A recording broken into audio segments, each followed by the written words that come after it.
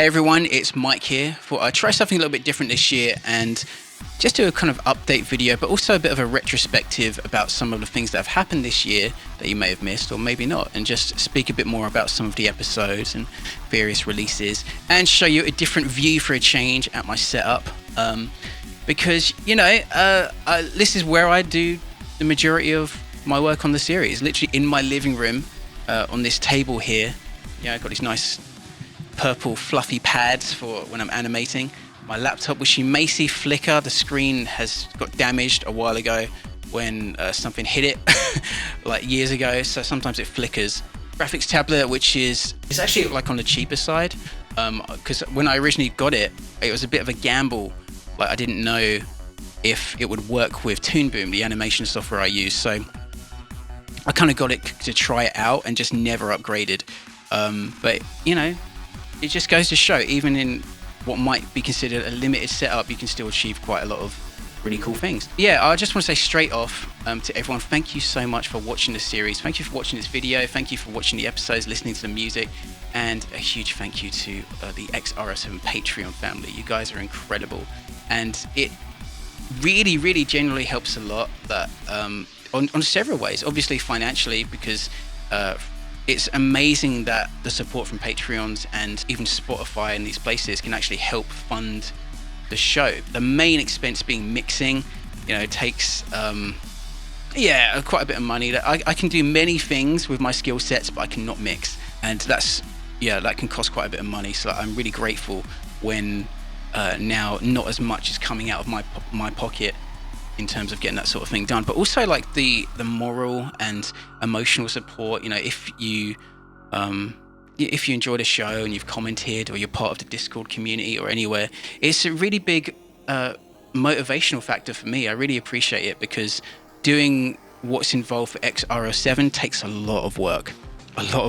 Animation takes a while, and to get to that point, you know, sometimes emotionally to get it done, you know, it can be it takes a bit of mental skill, shall we say.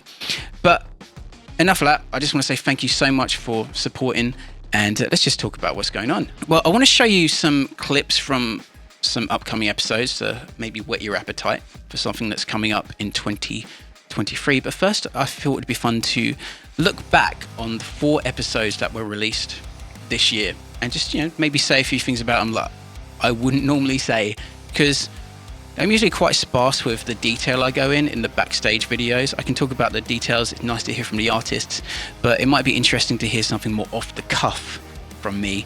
Who knows what I'm going to say? I don't. So earlier this year, at the start of this year, I believe, episode 18 was released, B-Chan. And that's kind of like 2 episodes in one, because it's a long episode.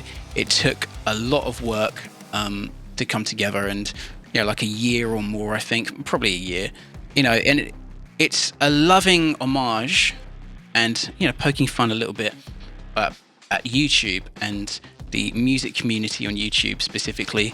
And there's some really fantastic covers of songs. You know, in my band MiXE1, like one thing I always wanted was, I thought it'd be so cool to have covers of songs that I've written, like, especially like, for example, like a song with a female vocalist singing something that I'd written. How would that happen? How would it sound with a piano arrangement? How could people interpret my songs in different ways? And one of my things with X-RL7 is when I feel certain things like that, it's kind of like, why wait? You know, why wait for that to eventually happen? Why not make it happen? So that was part of this episode, to explore YouTube, and part of that is YouTube covers.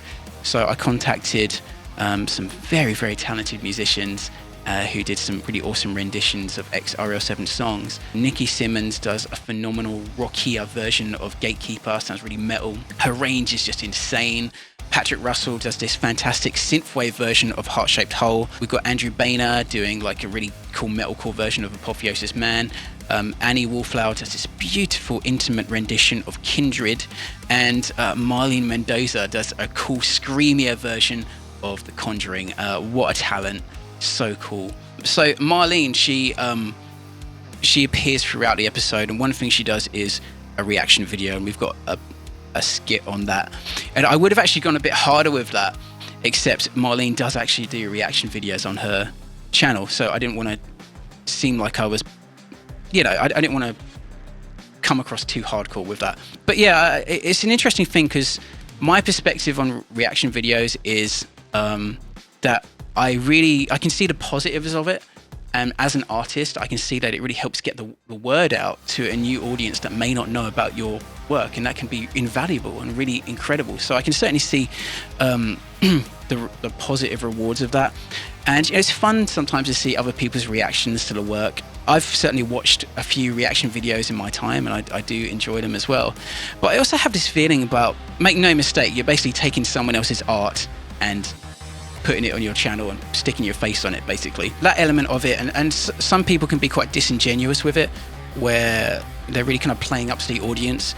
Because the comment section always looks the same on these reaction videos. It's basically fans using it as a place to school other people on their knowledge of that artist. Like, oh, this song was about that. It's about his dog. Oh yeah, it's actually about this and that. Oh, this artist did that and that.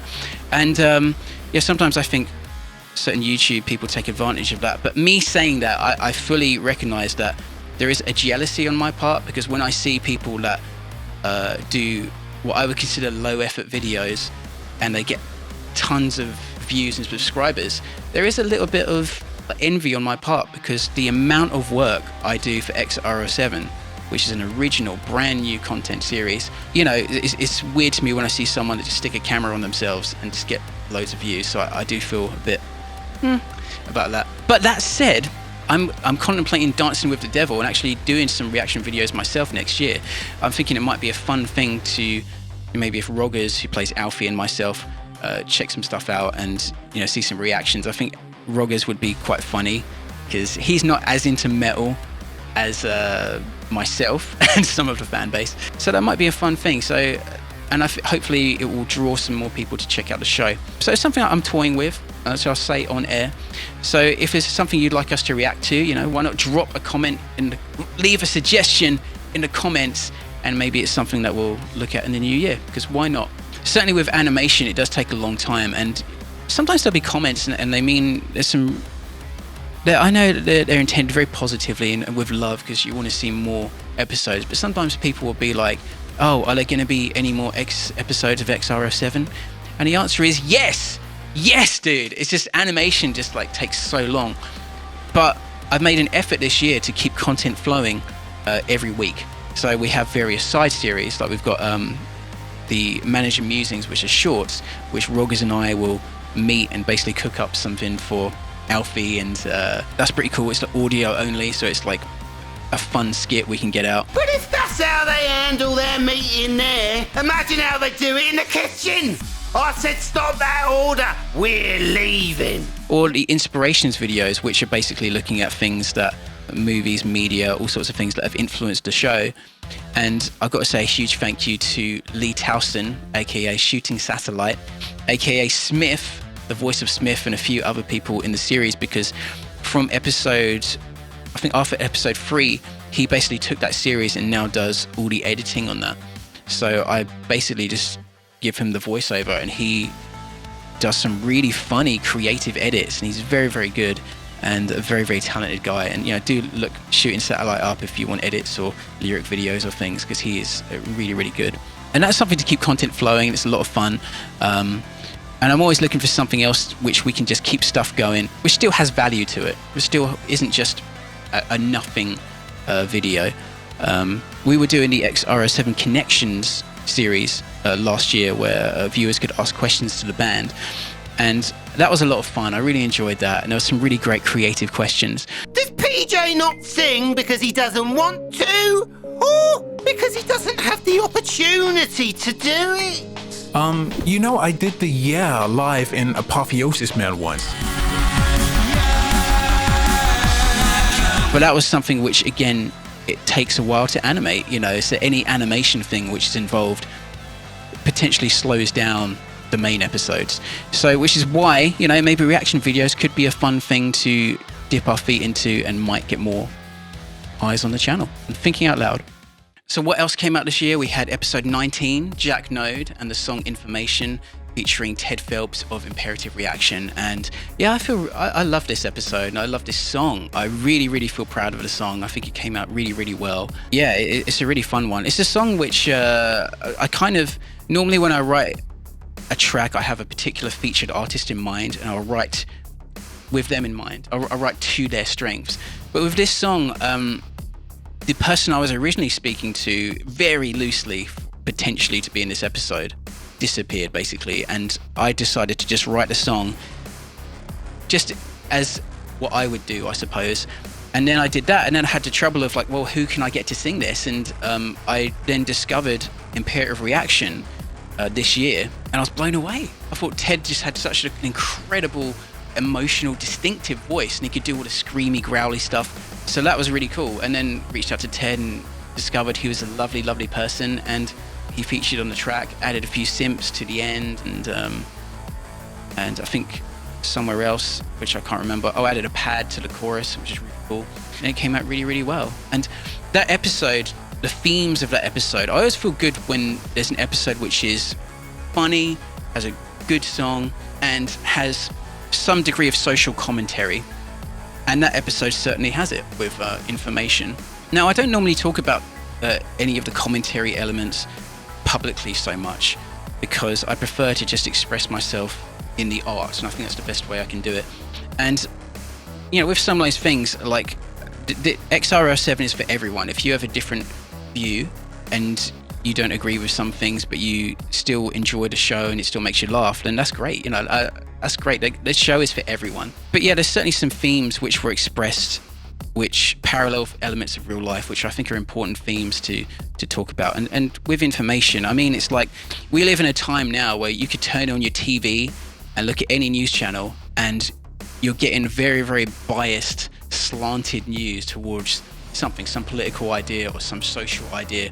It's very challenging to find objective, unbiased news because everything's got something going on. Sometimes in subtle ways with emotionally leading language to direct you in a particular thought pattern, or sometimes it's just straight up, you know, cherry-picked bits of facts or information. And that's why it's so important to try and look at things and think critically and look at things from a number of sources, not just use one source. And within that as well, look at the sources that you're looking at, because so many publications and news channels and whatever are actually owned by the same parent company. There's was it the Big Six? Well, there's a small number of companies that basically own all the other little companies. And when you're doing that, you're getting the same set of values and the same ideas. And it's also, the reason I say this is because it's important to think for yourself in this day and age. And particularly if, for example, you get information from somewhere and they've got a certain sponsorship or money coming in from a certain product or industry, then you're not going to get impartial information about that. You're just not, because it's going to be things which are favored towards the thing that's giving them the money. Or maybe there's even contractual agreement where stuff has to be approved by that company. So, you know, it's a very odd time where you really need to think for yourself, or other people are going to think for you. And yeah, I'm really happy that I could express some of that in the episode. And, you know, as well with things like, even like social media, we've seen with the idea of censorship, which is throughout the series hinted towards that or shown in certain things where information, stories, certain expressions are filtered out or removed because they don't fit a political narrative or whatever. And, you know, we've seen it even recently, you know, something like Twitter, well, you know, where it's come out how certain stories were suppressed, which was factually true, or things labeled misinformation, not just Twitter, but all sorts of places where they're labeled as misinformation or whatever label, but then they're actually factually true and they're fully verifiable, but they don't fit with what that company is trying to get across. And, you know, there's an example of a political story which came out where there was some information which would have affected voting, for example, but certain agencies were involved in making sure that those things didn't get out because it would have put public opinion in a not favorable place. And that's terrible, because that basically means you're not getting the full picture of any story. You're getting just a small filtered portion of the real story and basing your conclusions and emotions off of that. So I think it's something to be very conscious of, and it's a hard thing, but I don't normally talk about this stuff, as I say, but I just thought I'd put it out there because it seems like in the way things are heading at the moment is something very important to have a think about and consider. Yeah, but that was a great episode. And I think like Alfie, who plays Roggers, who plays Alfie, is one of his finest performances. He's so funny and so expressive and just makes everything awesome. So yeah, that's a great episode, great song. I'm really proud of that. Listen, Jack, I don't need to know the sordid details about my ex's private life. I'm not a stalker. But tell me anyway, is he seeing anyone? So episode 20, The Method, and the song Overdose of Emotion, featuring Andy Sizek and GenCab. That was awesome. That came about, as I said in the backstage video, from a tweet. It is so cool because when I knew Andy was interested and would potentially be involved, I wrote that song heavy. When Andy's involved, he's just got such an incredible scream and growl, and so I wanted to put that in the track, and that's how I wrote it, basically, with that in mind. And also, like, he's got such an insane singing voice, and his range is huge. It's much higher than my range. So, writing that song, like, there's a high C in the chorus, and on the guide vocal, there's a bit of a I can only get there in like a very thin mixed voice. And on the final version he did, he's hitting it not only effortlessly, but he's throwing in high C's all around the track. He's just got such a great voice and great range, and is really, really a true talent and a lovely person as well. I cannot say enough about what a cool guy he is, and very humble, because when we were speaking about stuff, sometimes there'd be delays, and he would be like, "Oh, sorry, man, I've been traveling," and then send me some stuff. And by traveling, he means touring and playing in huge festivals in front of like loads and loads of people, and it was very humble of him, and he's a very, very cool guy. So that was a fun thing to explore as well, like a different set of characters, different scenario to the usual X-RL7 group. And it was kind of a bit inspired as well by like a couple of things, like Ross Robinson's style of production with Korn, with the Rumours, they did Korn and Cure and other people, where he would, try and get the most out of his artists by, doing some questionable things sometimes. And also there was a bit of an influence of like Devin Townsend and Strapping Young Lad on the Alien album, where he went off his meds, and in order to get that sound, but it just caused a bit of damage to him as well, psychologically. Do love a bit of Devi. Would love to work with him at some point in the future. That would be great. Yeah, and that was really cool. It was really great performances there. We've got, as I say, David from GenCab. Did some really beautiful synths to the track, which really lifted it and really made it special. But Avi from Art vs. Industry as Jordan, great voice acting. Johnny from Carcosa, he's fantastic as Murray, the nightclub dude, the venue owner. And The Method, Gianni Matrigrano, just slaying it as Method. Like, such a voice, so good, so talented. So it came out really, really well. And yeah, I'm really proud of that episode. And I hope you guys enjoy it. One of the heavier songs. And then episode 21, Program, introducing Ron Scalzo of the band Return to Earth, who's, my God, like, what a great voice.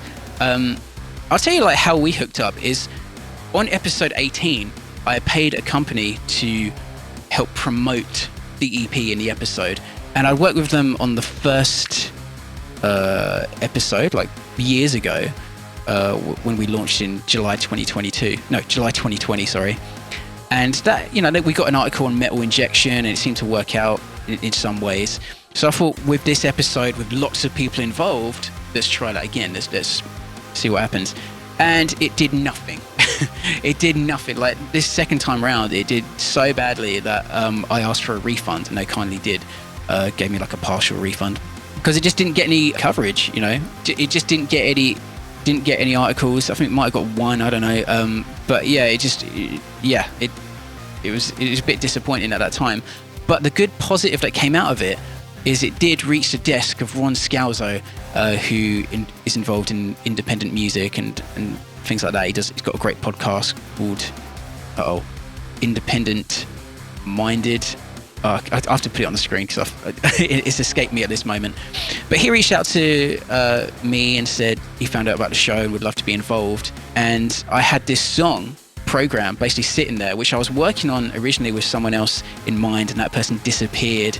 So I ended up finishing the song, again, just seeing what happens. And I was like, oh, actually, I have a song which could work out really great and an episode. And I really wanted to continue that narrative with, after the episode with Nyxx, with Luna X, with an agent of the Duke. And Ron is just so good in that. Such a great voice, such a great vocalist as well. And that came out really, really well. And the episode also has some voices from some of the social commentary, media commentary sort of world from MiXE Division. And MiXE Division, aka the Dix Division, is basically a YouTube stream panel that talk about various media and news in a kind of critical thinking minded sort of way. And there's some really talented people involved. We've got MiXE Division himself doing a voice. We've got Corey Harrison.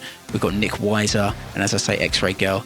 And it's really nice to have them involved because this year they invited me onto their show, onto the MiXE Division show. I've also been on some others with Corey. And it's my first time appearing on live streams and speaking about the series in that way. I've done some pre-recorded interviews, but first time to do live streams. And it's an interesting thing because, I'll be very honest with you, being quite an introverted dude, I feel like I express myself through my art better than just talking, like in a video like this, for example. So, any stream I went on, like when Comics said, hey, would you like to be on the show? My first honest internal emotional reaction was, no, God, no. But my answer was yes, of course. And I think that's one of those things, psychologically, sometimes stuff will come up in life which might seem like you can just hide under some coats and ignore and whatever, but it's a good opportunity and you need to just step out of yourself and do it. And from doing that, I've made some new friends and some new connections. And the guys on MiXE Division, I can't say enough nice things about how welcoming and warm and lovely they were about the show. So do check them out. Also, speaking of interviews, had a great interview with Dom of Soundsphere, which is over on the Soundsphere YouTube. Dom, really awesome guy. He had a great chat and he asked some really cool questions that I wasn't expecting, and came out really well. And okay, I'm gonna wang through this because I can see that I haven't got too much space on my phone left for this video. But other cool things that happened was we were invited to appear on the Cyberpunk Day 2022 event, which is a live stream event and on their YouTube channel. And we were asked to do an original backstage thing. And basically we made a new featurette, which you can see on our channel, the Cyberpunk Day featurette, which features some fresh interviews from Roggers, Mikey, who plays the Duke, Minty, and Lee, where he actually talks a bit more about inspirations as well, and voicing Smith and various bits and pieces, and some more stuff about how the show gets made, which you might be interested in, which is quite fun to explore, and some more inspirations and influences. So check that out because that's something which put a lot of work into and came out really nicely. We also had a Discord party, which was a lot of fun. Thank you to everyone that attended that. That was something new, and it was nice to interact with all of you. And that was really fun. We were watching videos from various artists involved in the show, and it was really good. And shout out to Raz for helping organize the playlist element of that, and went really smoothly. And hopefully we can do something like that again. We got some awesome fan art, some really fantastic fan art, which I really appreciate, and we love to see it. We love it. And here's some of that right now.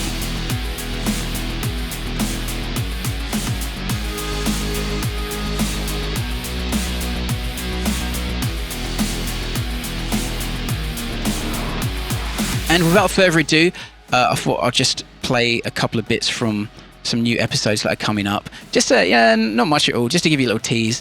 I'll say that the next episode is one with the band Cyanide 6, and I've had the voiceover in for this for like 2 years, It's taken 2 years because the EP, the songs that have been written, but it took a while to get the vocals in because the vocalist, Michael Joseph, lovely guy, busy cat, but I think it's well worth it and excited to get that out.